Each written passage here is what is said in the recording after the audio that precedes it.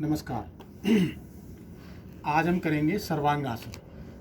सर्वांगासन अपने आप में बहुत ही यूनिक है, खासकर बच्चों के लिए जिनकी आँखों में चश्मे लगे हुए हैं उनके लिए बहुत सुंदर है। दिमाग तेज होता है, बाल सफ़ेद होना, बाल झड़ना, ये समस्या दूर होती है। और अगर सर में कोई छोटा मोटा कोई क्लॉट भी आ जाता है तो वो भी बहुत सुंदर तरीके से दूर हो जाता है। सबसे पहले पैरों को सीधा कर लेंगे और शवासन में लेट जाएंगे। पैरों को मिला के रखें। अब धीरे धीरे पैरों को ऊपर लेके जाएं और इस तरीके से यहाँ पे कुछ देर के लिए होल्ड करें, रुकें, इसी पोजीशन में रुके रहें। अब धीरे धीरे कमर पर हाथ लगाते हुए सीधा अपने पैरों को सीधा कर दें।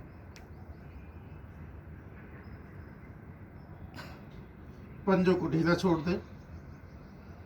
यहाँ पे रुके।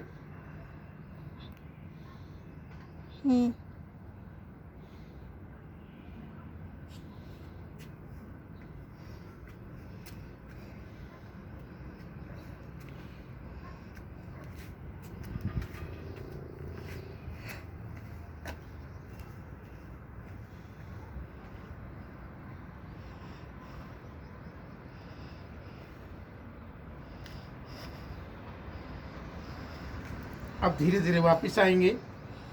इस तरीके से वापस आए, क्योंकि लैंडिंग बड़ी स्मूथली होनी चाहिए किसी भी आसन की। उन्हें रुके यहाँ पे और धीरे धीरे रीढ़ की एक एक गोटी को लगाते हुए बड़े आराम से पंजे को खींच के रखें और बहुत धीरे धीरे पैरों को नीचे लेके आए। इसके करने के बाद कुछ क्षण के लिए शवासन में लेटें।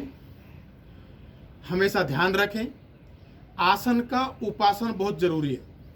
इसका उपासन बहुत जरूरी करना है हमें, क्योंकि हमारा पूरा वेट ऊपर की तरफ था, गर्दन के ऊपर था और पैर पीछे की तरफ गए थे, तो गले पे पूरा प्रेशर आया था। अब हमें इसको अपोजिट लेके जाना है। अब हम करेंगे मत्स्य आसन, ये इसका ही एक पार्ट है। सबसे पहले लेटे लेटे पद्मासन लगा लें। पद्मासन लगाने के बाद धीरे धीरे गर्दन को इस तरीके से लेके आए और अंगूठों को पकड़कर घुटनों को आसन से लगा दें। यहाँ पे रुके, दांतों को मिला कर रखें। अब आप देखेंगे गले पे पूरा खिंचाव आता हुआ। इससे थायराइड, पैराथायराइड की ग्रंथियां भी प्रभाव में आती हैं। पहले दबा था, अब खिंच रहा है।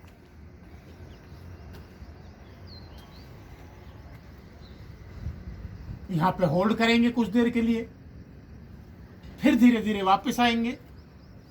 हथेलियों को हिप्स के नीचे लेंगे, ऐसे करते हुए मिला लें नीचे की तरफ और कोहनियों का सहारा लेते हुए धीरे धीरे धड़ को ऊपर लेके आएंगे। गर्दन को बहुत धीरे धीरे ऐसे घुमाएंगे, पहले क्लॉकवाइज,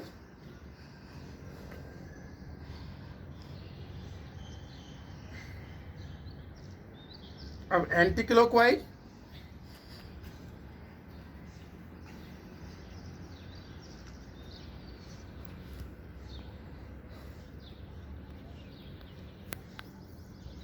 धीरे धीरे वापस आ जाएं। पैरों को सीधा कर लें, फिर धीरे से सीधी तरफ से करवट लेते हुए हमेशा ध्यान रखें, कभी भी उठें सीधी तरफ से उठें, उल्टी तरफ से ना उठें, क्योंकि उल्टी तरफ हार्ड होता है। इसलिए सीधी तरफ से इस तरीके से उठें। इस आसन में जब हम पैरों को ऊपर लेके जाते हैं तो हमेशा हमारे जो फेफड़े होते हैं, हम पूरी तरह कभी भी उनसे कार्य नहीं करवा पाते हैं।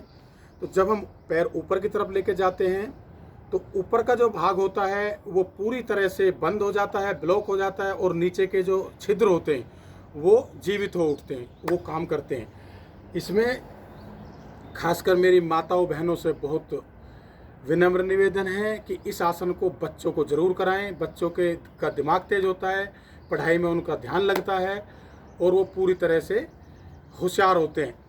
इसमें सावधानियां भी हैं। सावधानियां, अगर किसी को हाई बीपी की समस्या है तो वो कभी भी इस आसन को ना करे, या कोई भी शीर्षासन इस तरीके का जिसमें पैर ऊपर जाएं वो ना करें।